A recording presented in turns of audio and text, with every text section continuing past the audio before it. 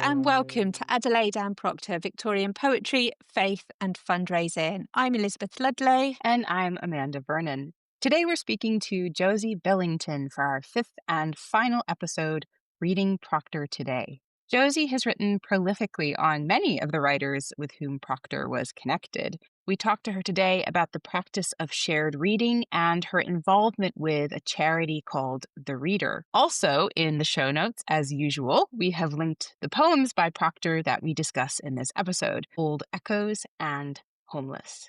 I'm Josie Billington. I'm a professor in English literature at the University of Liverpool, and I specialise in Victorian literature, mostly writing by women. I've edited or written on many realist writers of the 19th century, so George Eliot, Elizabeth Gaskell, Margaret Oliphant, as well as on the realist novels of Leo Tolstoy, as well as the poetry of Elizabeth Barrett Browning. And I think probably what connects all of these writers is that, and perhaps connects them to Procter as well, is that they had a belief in the power of literature to do some good in the world, to intervene in the world. And I think all of them, although some of them were believing writers, some of them were not, they are talking about secular art and literature, but what they're describing is very much a kind of religious power, I think, a New Testament Christian religious power that art and literature can have. And I guess that this kind of belief in the effective power of literature is really what connects the work on Victorian literature that I've done with the work that I've carried out for the last 20 years around reading and health. Connection is not always apparent to me. They can feel like very different pursuits, but I've worked mostly with the Reader charity. The Reader is a UK charity, but it's based in Liverpool. And interestingly, the origins of the charity were a group of extramural teachers, many of whom were scholars or specialists in 19th century or Victorian literature. They started mainly in libraries, and they felt there was a kind of appetite for serious literature and serious reading outside of the university. So they took literature out into the world. They took as their mantra Saul Bellows' protagonist in Herzog, which is a 20th century American novel, but he's an extramural teacher. He talks about his students not attending classes because they wanted culture in a narrow sense, but because they wanted something to carry home when day is done. They were in search of meaning. So I think from the beginning, subconsciously, the Reader was built on a kind of Victorian ethos, and Herzog thinks of himself as a kind of late Victorian, really. An ethos around a sense of social place and of value, and the place and value of literature in the world.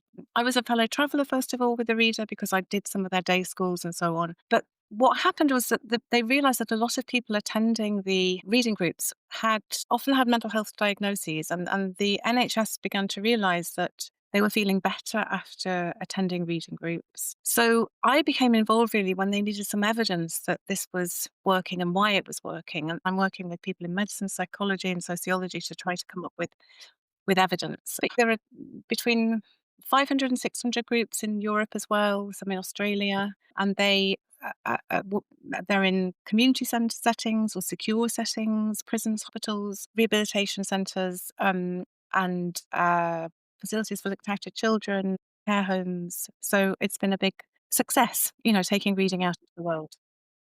Yeah, thank you. I wondered, you write about the shared reading groups run by the Reader charity in a recent chapter that's come out this year, and how they replicate something of the reading aloud model of Victorian experience. Could you say a bit more about this model? And could you make some connections between how readers encountered this poetry in the journals and maybe read it aloud, and the effect of reading aloud for the people who belong to the Reader charity as well? Yeah, so the Reader's model of reading group, one thing that's really important and kind of inclusive about it is that it's not like the standard contemporary book club where people have read the book in advance. Many of them are not experienced readers, don't often think of themselves as readers at all, and wouldn't be reading outside of the reading group. So that's really kind of important. So the works aren't read in advance, they're read aloud, word by word, page by page within the group.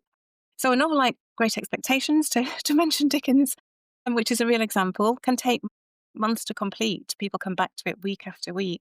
People who have, visual impairments or who have literacy problems, can actually be part of the experience. Or if they've forgotten their reading glasses, which quite often happens, they can still be part of it. So this is where, yes, that feels like a very strong connection to that sort of socio-cultural tradition of family and community reading that became so kind of embedded in Victorian England. I mean, partly because there were lots of developments, partly through the sort of family magazines like Household Words, which published serialized fiction alongside poetry. And am I right in thinking that the inclusion of poetry was part of a sort of anti-utilitarian drive, that there was a strong sense that poetry should be there? It's just kind of interesting because the reading groups always include, they love using 19th century novels because they were serialized. So it's perfect for the kind of week by week experience. But the sessions always are concluded by a poem. So it's quite that sort of mixture that is there in Household Words, is actually replicated itself as well. That's remarkable. Yes, I know. Not intentionally? That was just sort of how it, Well, or maybe I a little mean, intentionally possibly, yes. I mean, inspired by. initially, I think more and more the reader have become self-conscious about the fact Yes. that they are Okay. replicating those kind of Victorian models. But I don't know whether it was conscious to begin with. But Mhm. Dickens was the person who used household words, I guess, to reach directly into the emotional lives. And often that was, sometimes he was the person going out and reading his novels, but in the homes through household words and in kind of domestic reading there would be one family member reading and everybody else will be listening. And kind of part of that sort of resonant emotional atmosphere that's created is both the spoken voice, I think, a human vocal presence, but also, the power of the literature itself. I don't think those two things are ever separable, but the spoken voice does bring the thing alive. And the effect of hearing a poem can be really, really powerful for people who've never heard one before or who have lost a sense of what literature can be for them. And so it very often is the case that when people hear a poem, they use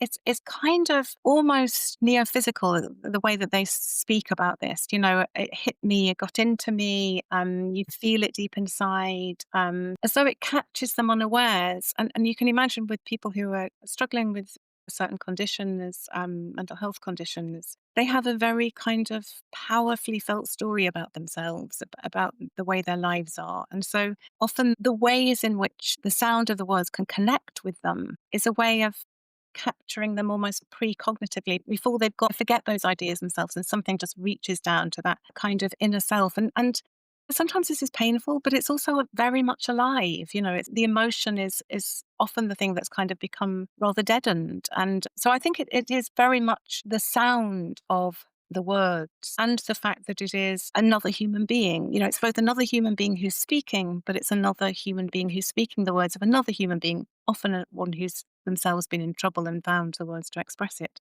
So it finds that kind of buried pain, but it also holds that buried pain outside of self and finds a language to express it. And it's a very complex chemistry, I think, a very complex mix. But all of those things are part of it. That's fascinating. Would you say, I just wonder whether having an opportunity, if people don't have a habit anymore for whatever reason of reading, whether just having an opportunity to sit, literature unpacks so many big ideas or touches on so many shared human experiences that we might not think about in day-to-day life. And I wonder if that is almost a space that the only space that people might have to actually have permission, in a sense, to engage with those bigger questions or, kind of existential concerns or just universal experiences. I don't know if you would say that that plays into that. Completely. It's not as though people don't have those, what we would still call the big religious questions. They don't, it's not Yeah. as though that people aren't asking those, but there isn't a kind of space where they can ask them together and realize that these are, I mean, that's one of the things actually that people often say.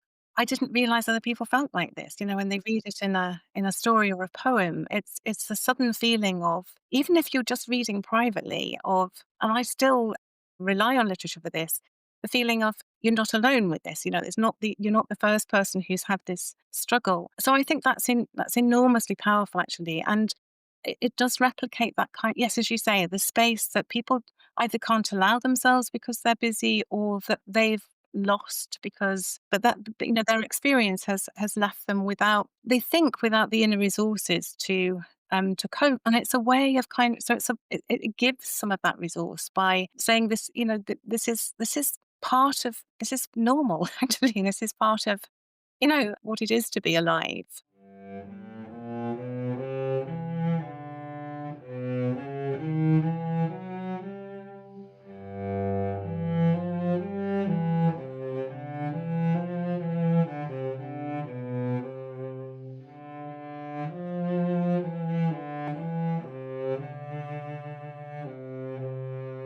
In this next segment of the interview with Josie, we use Procter's poem Old Echoes as a springboard for discussion about personal reading experiences, ideas of memory, and particular ideas of the sacred and attention.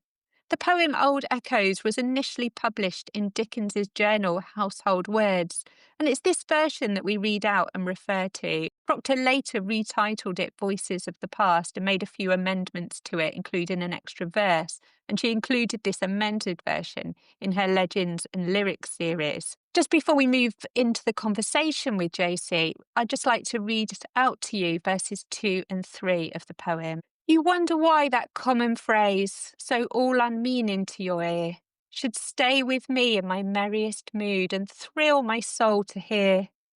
How can you tell what ancient charm has made me hold it dear? You smile to see me turn and speak with one whose converse you despise. You do not see the dreams of old that with his voice arise. How can you tell what links have made him sacred in my eyes?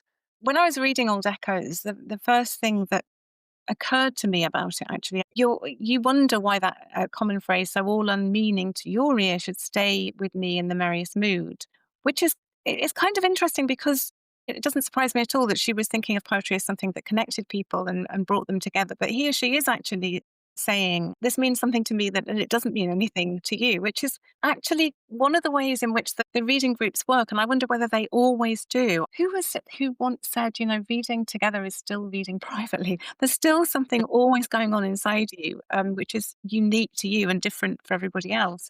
And we've always said that what happens is that something lands on somebody in a reading group. Something will really connect with an individual person. But then, of course, what happens is that because they have connected often really powerfully, if I was saying before that the kind of poem sort of holds the pain or holds the feeling or holds whatever it is, the experience. But when a reader connects like that, they themselves kind of embody that experience and can talk about something in their own lives that's connected with it, or just maybe not. There's a lot of memory of the past, but it also it does so in very individual ways. So when a person speaks about the way that a poem has individually meant something for them, that opens the poem up to the rest of the group. Yes.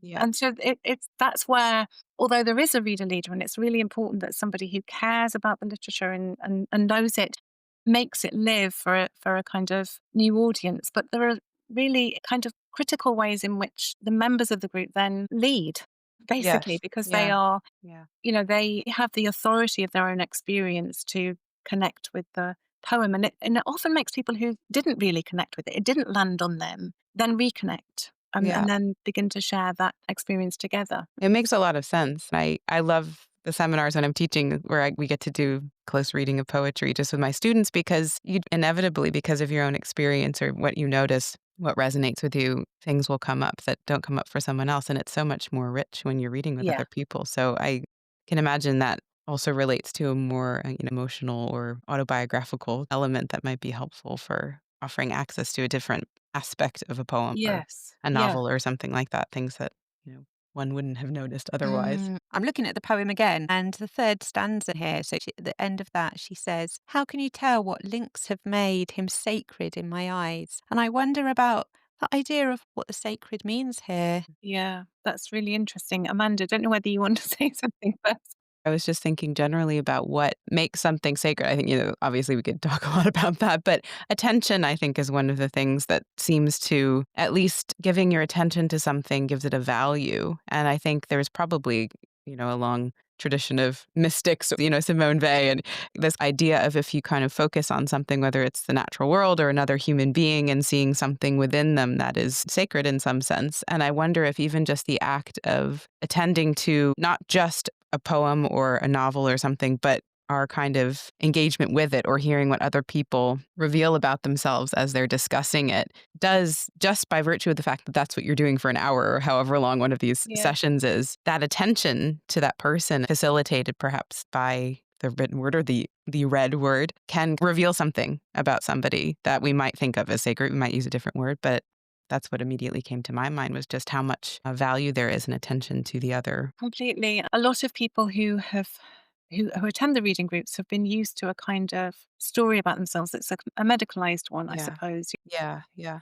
And it's not unique. It's not a unique story. I think that what happens is that they're kind of galvanized out of routine or default ways of or learned ways of thinking about themselves. The literature is often an opportunity when they've connected with something in that way or it's mattered to them to realize. I used the word resources before, but I think that's where I was thinking about something sacred, that actually Mhm. people find things within themselves that are then recognized by others. And this is in simply talking about the poem or being reminded of something that they have been or that they have done Mhm. or that, a memory. It's as though they find something that they'd forgotten was there. It's a very George Eliot ordinary idea of sacred, but I think Yeah. that's the kind of territory that we're in, really. And those are terribly moving moments. I mean, most of my work on the shared reading has been done through video recording. I often don't meet the participants until later when I'm interviewing them. So imagine this, I'm watching video recordings of people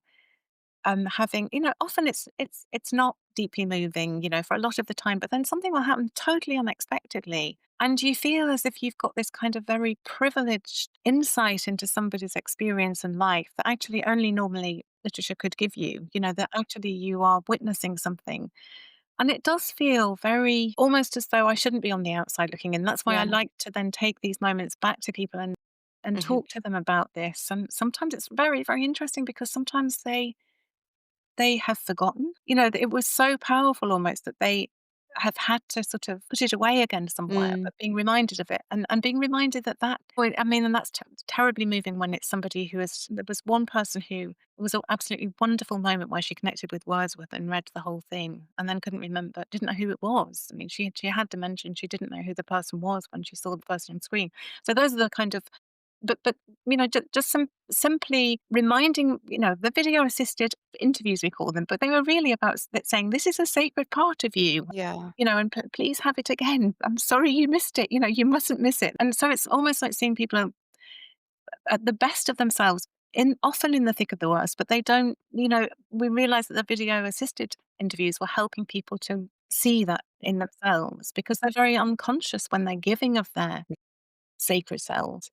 Yeah, you're not kind of examining your reaction to something, you're in the moment. Yes. It's really powerful. And it is, and all of these methods that we started with were not. We didn't think we would think of them in that way. They were, how are we just going to observe a reading group and remember everything that happened? They were more kind of aid memoirs, but this was a kind of something that was very unique and powerful. I think about witnessing shared reading because we often don't know what's happening in people's heads when they're reading. Or even that reading becoming individual, what you mentioned before, Amanda, about attention being sacred in a way. And you talked about Simone Weil, reminded me what she wrote in another piece that's in Waiting for God, where she talks about reading a George Herbert poem and that poem becoming like a prayer, reciting that Yes. poem and Yeah. getting out of that intense headache through reading that Mm. poem and Yeah. coming back Yeah. to her. And I think Remember that that. perhaps connects to that experience of the reader. You were talking about Josie reading Wordsworth and connecting to that, and the poem becoming prayer like in a way, which so many of Procter's poems are like homeless becoming like a prayer that's going to take the reader out to social action. I wonder whether we might turn to that.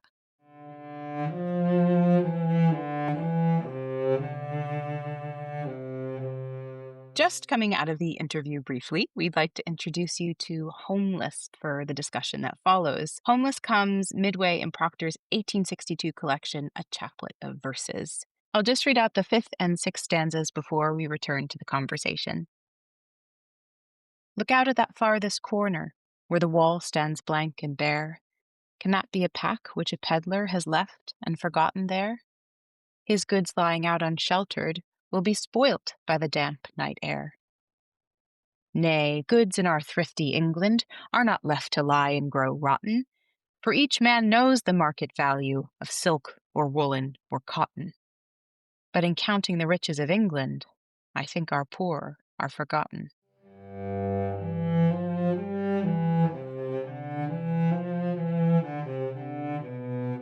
listening and that attentiveness that she's calling for in the final Mm. verses, to recognize that the poor she's speaking of are in God's image, and to be attentive to those who might be forgotten, and poetry teaching that Mm. lesson Yeah. of perhaps sacred attention. I wonder too if there's something in just poetry requires us to slow down and pay attention, right? So perhaps if you're walking by somebody on a street, it's very easy to look away or just to not pay attention. I mean, you certainly can and hopefully will, but if you're reading something like this poem, just by virtue of the fact, I suppose, that you're reading a poem, you will slow down a little bit, and some of these images will sort of Mm. grab you in a way that perhaps if you're just focused on getting from A to B out on the street, or if you're maybe used to just seeing, I found the stanza that begins, "Look out at that farthest corner, where the wall stands blank and bare. Can that be a pack which a peddler has left and forgotten there?" And just this, you could walk by something and think it's just a pack of clothes when actually it's somebody lying there.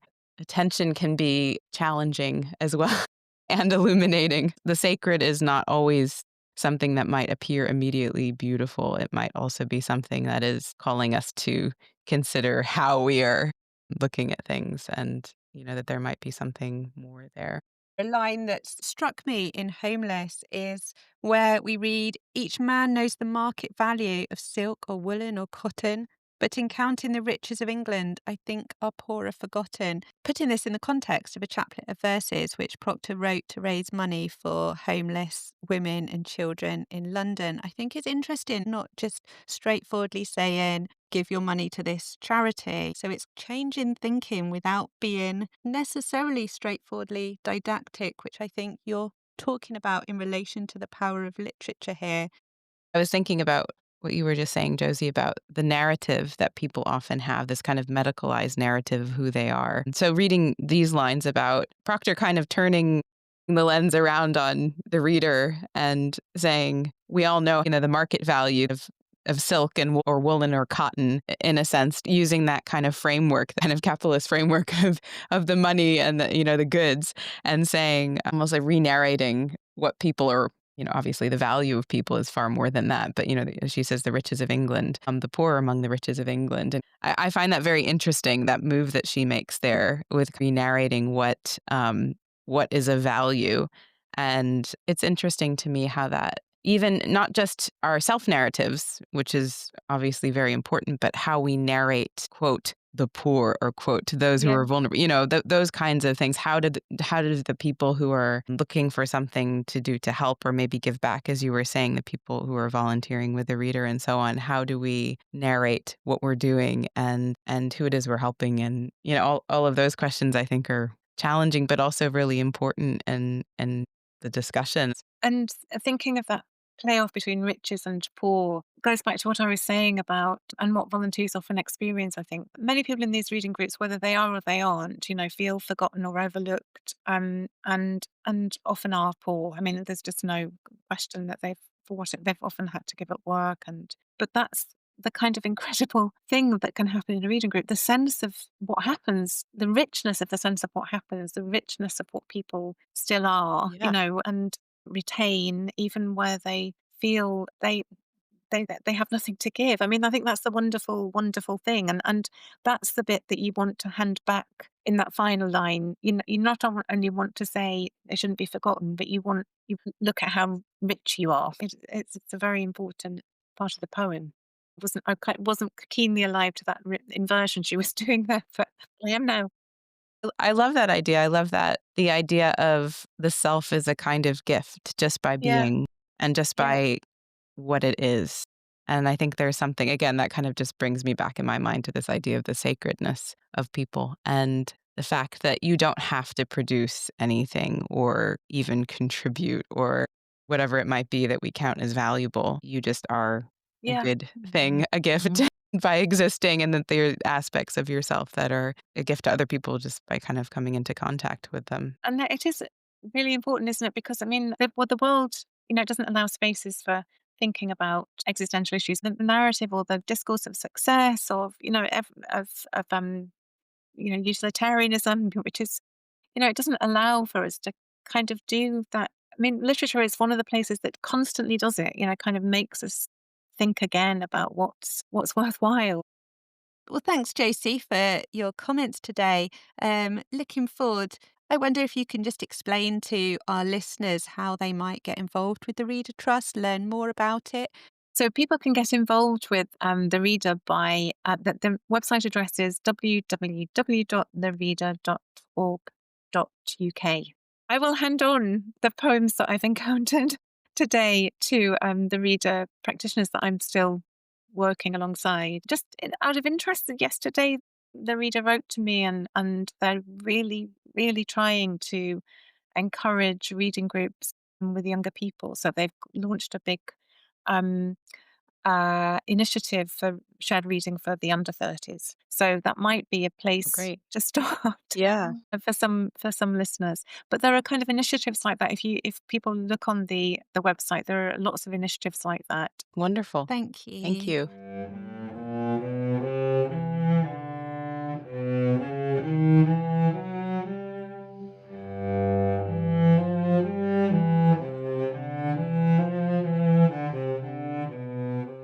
This interview brings us to a close of our podcast series, Adelaide and Procter, Victorian Poetry, Faith and Fundraising. It's been a joy to create, and we've learnt so much from each other and from our 6 fantastic guests through the process. We've explored aspects of Procter's faith. What she's looking to is a religion that goes beyond the secular politics of gender and class into a very Catholic vision of all people as equal, which is, of course, what then allows her to be completely focused on the poor. Procter's feminist networks and her relationship with Bessie Parks. I think one of the main things that really did tie their friendship together was their shared belief that their poetry could be used for good.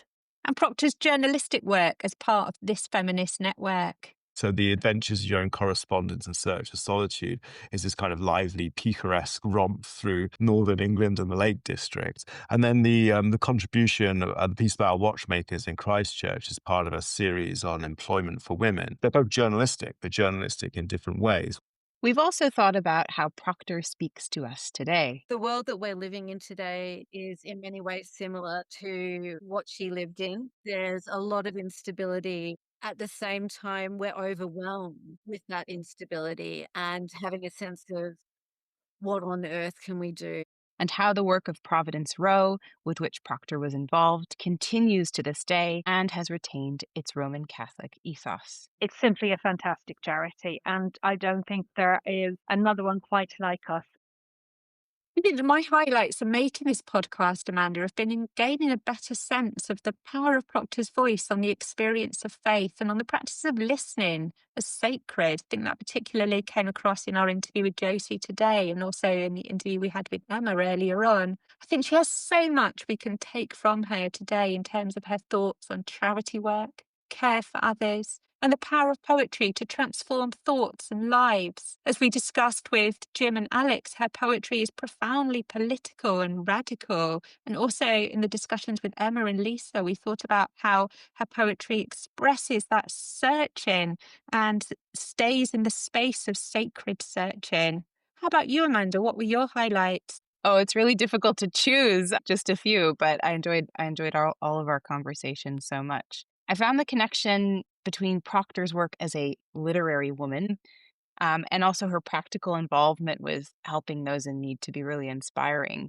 Literature is an incredible way of helping cultivate compassion. I think we've seen that in our discussions about Procter's poetry and how it also can kind of startle us to pay attention, whether that's paying attention to those in need or ourselves, the sacredness of our own lives. And I was also so struck between the need in the Victorian period and how Providence Rose helping with that then and how it continues to help in similar ways now in 2025. This is their 165th anniversary this year, and it's so wonderful to see that legacy continued.